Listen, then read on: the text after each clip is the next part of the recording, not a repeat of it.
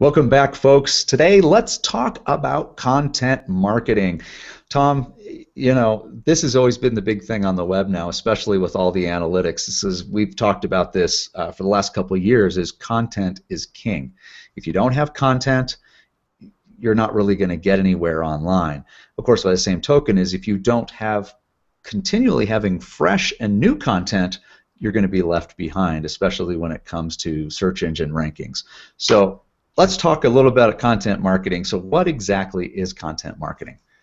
Well, content marketing is the idea that you're using content to draw people to you, to attract them to you, to pull them into your website, and then from there they become a customer, either through a sales lead or through a direct e-commerce sale. And it's the idea of not flowery brochure copy, but real content that either helps people do their jobs better or improves the quality of their lives. So that's real important. It's got to be value-added content.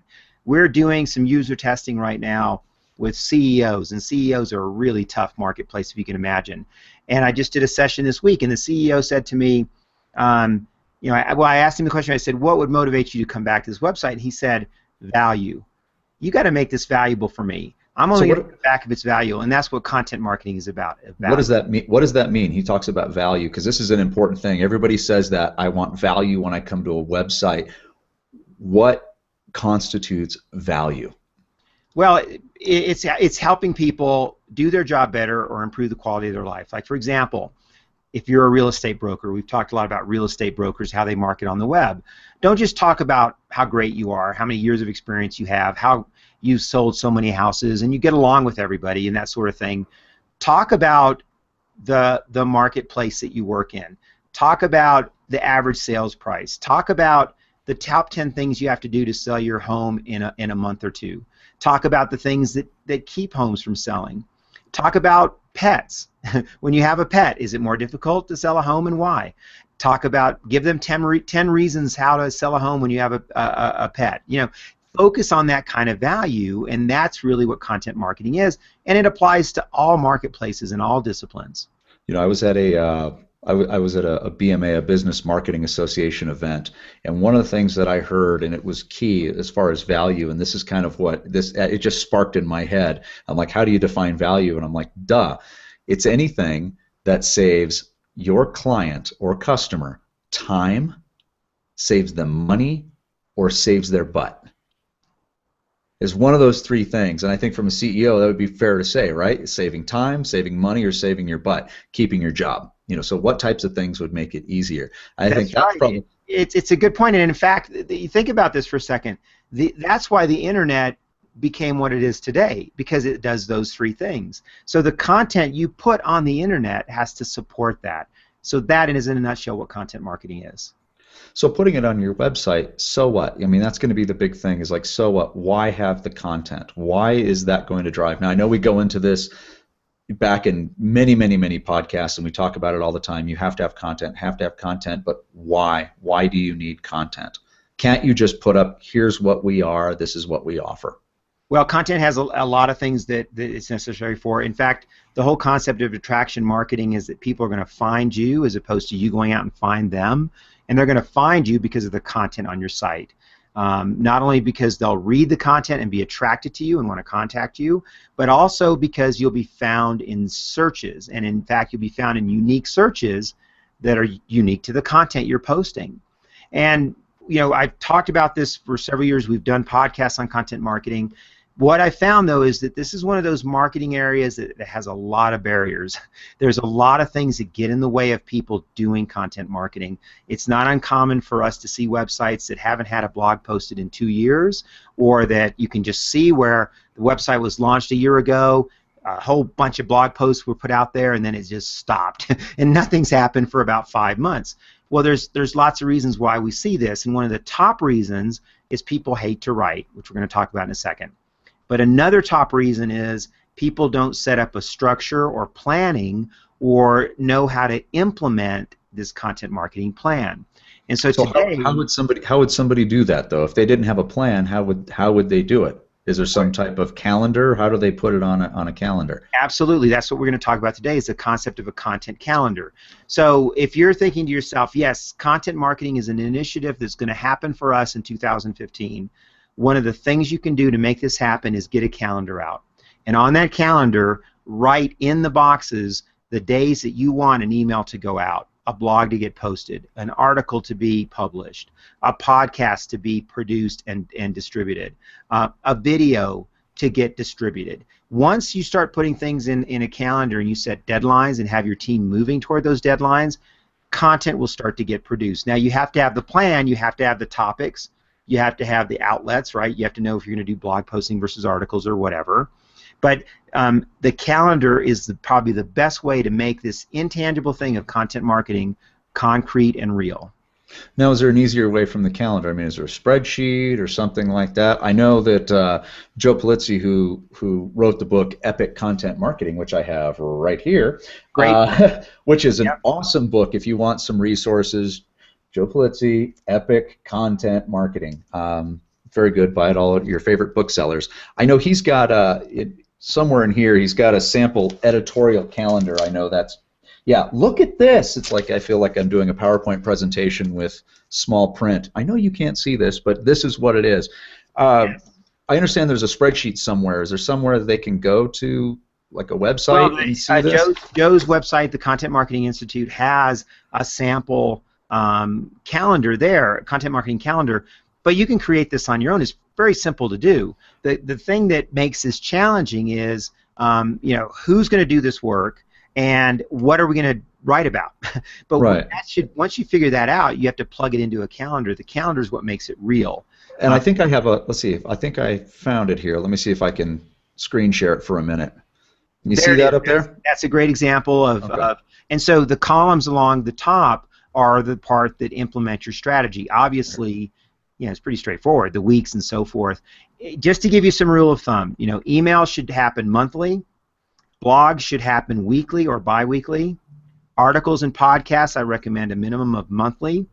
Videos should happen at least quarterly, if you can do that. It's challenging to do that many videos, but 2 or 3 videos a year would be a great target.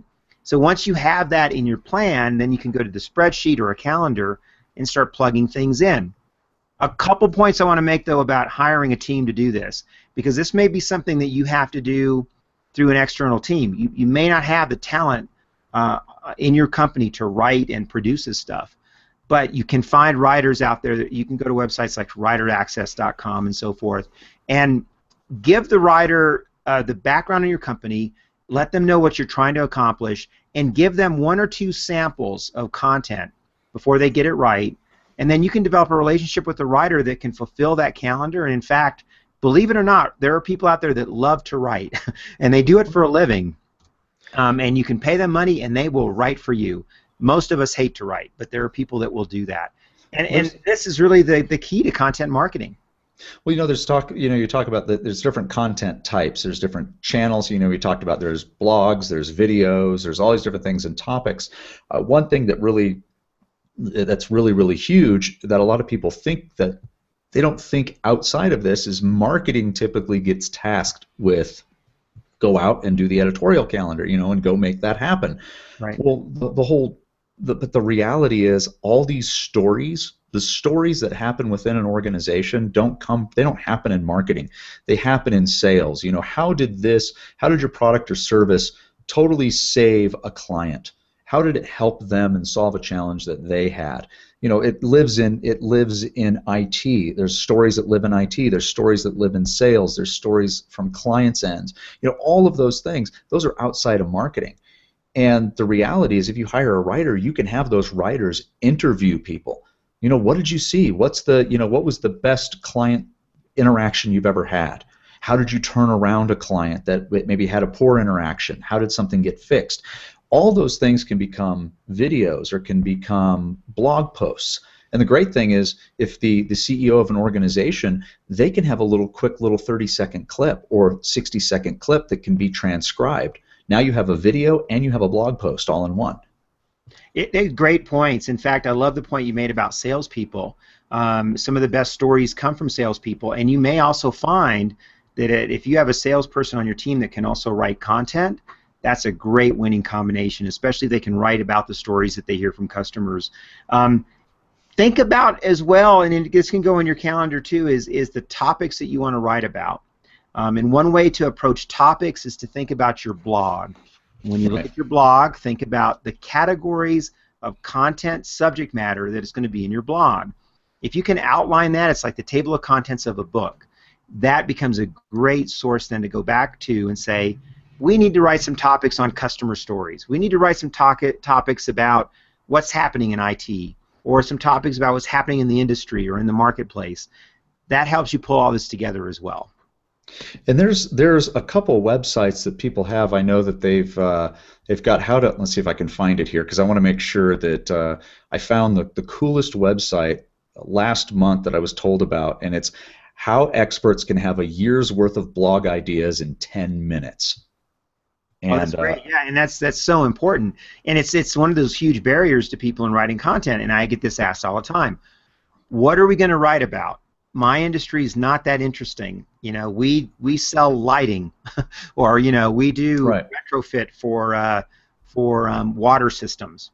What's so interesting about us? Well, within that industry, there are thousands of stories and thousands of conversations that take place every day. That's the basis of your content. Right. Let me show you. I'm going to share this really quick here. Pull up on my screen here. See if I can get that in here so you can see it. It's platformexpertise.com. Platformexpertise.com/blog for a year. And I mean, the things at platformexpertise.com/blog-for-a-year. And what they're saying here is you break down your area of expertise. Where's your expertise at? Scope of work, your schedule, cost, budget, all of those. And it breaks down, identify the target audience. Are they interested in project management? Junior project manager, certified project manager. Same for if you look at target audiences, entrepreneurs, speakers, executives that want to share their expertise. Now you look at the niche. Where's your niche? Is it women in corporate? Women that work in a male-dominated industries? Step 3, then what do you want? People want more of the following: more money, less debt, more time. They want efficiency. They want a better quality of life, easier anything. And then you look at the topic, and then Kickstarter for the topic. Expertise plus money, more money, less debt. And then you come up with all a great checklist. And there's resources like this on the web. I mean, there's really no excuse to not get this going. In fact, the Content Marketing Institute and Joe's book that you mentioned before, they talk in detail about how to come up with topics and how to brainstorm and how to get these things going. Just keep in mind, Google loves new, fresh content, and the new internet shopper, and this gets more important every year, the new internet shopper and buyer and researcher wants to find your website, read your great content before they contact you. They're doing that research. And do you know what the percentage is of people that have already done the research on you before they even pick up the phone or send an email to you? They're already, do you know, how far are they in the buying process already before they? Well, Google reports this because, Google wants you to use their product, right? Right. But Google reports that about 80%, I think it's higher now, 80% of consumers research on the web before they buy, especially bigger ticket items. And for B2B, it's well over 50%. I think it's probably approaching, 60 or 70% of B2B buyers research online before they pull the trigger on a major purchasing decision. Okay. Yeah, see, that makes a lot of sense because people have already done the research. If you have the content and you already have that, they've already identified you as the expert. Absolutely. Absolutely. So what are the action items from this podcast, Tom?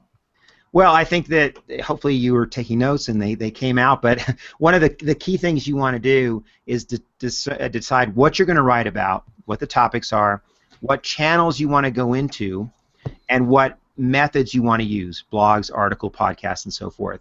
And then once you have that identified, focus on who's going to do this work, who's going to prepare the different parts of this content, how are you going to train them to do that, and then get the calendar done. And really the calendar in a lot of ways becomes a realization of this strategy and this plan that we've talked about. The challenges are going to be there. There's going to be barriers. I think that you have to realize, though, that the results that you see are going to be many times in excess of the barriers. And in fact, set up Google Analytics because you can track the results of all the stuff, all this work you're doing. The content that gets posted to the calendar and gets posted on your website can be tracked in Google Analytics along with the conversions that you see from that content. You know, the two other things I want to add on that is when somebody's stuck on a blog post and they go, well, how do I write one? You know, if I need to get something, I don't really, it needs to be so long. I don't think there's any specific way that says you have to be, a blog post has to be a certain length. As long as it's informative, it can be a paragraph, as long as there's value in it. If you're saving somebody time, money, or saving their butt. And yeah, well, I was just going to add to that the idea that when you do a blog post, build a base of blog posts that have some good substance there, 400 to 600 words, and then future blog posts can be the tip of the week or a quote or something. They can be 1 or 2 sentences. But I think that you should have definitely a base of content that has some substance before you go to shorter blog posts. One of my favorite bloggers is Seth Godin. He may be one of the most popular bloggers out there. And his blog posts will vary in size. Most of them tend to be about 300, 400 words. Occasionally he'll have a 2-sentence blog post. And then other times I've seen he'll have those. 600, 700 words. But he has a base of content to rely on. Or curated content is another one, where if you see an article that's, and this is just something like, I know there's a lot of folks that will cut out articles in magazines and say, oh, I thought of you, Mr. or Mrs. Client, I thought of you and I thought you might want to see this, and they mail them a copy of the article or email them a copy of the article now. And they say, oh, I found something online that might be of value. If there's something that you find of value that you would send to somebody else, you can always clip that and say, here's some of the content, go a little summary and say, I wanted to share this with you. It was so impactful for me. I think you can find value in it as well. And then put the link to that article, and you're backtracking to that article and giving them credit as well and saying, hey, I wanted to share that with all of my people. I thought that was important. You got to make sure credit is due. You're not plagiarizing anything. You know, do all your due diligence. That's one piece of it. The other piece is it has to be of value to your audience, and it has to be of value to your brand. If it's not part of anything, if it doesn't make sense to be part of your brand, don't put it in there. And we have a lot of information on content marketing, and we go into a lot more detail on some of the things Glenn talked about. So go back on our site and look at some of the older podcasts, and you'll get some good information on that. Well, wonderful, folks. Thanks so much for joining us again for this Intuitive Websites Internet Marketing Podcast. Hope you're getting all of your content together, and I hope you start using that calendar. We'll look forward to seeing you on the next podcast.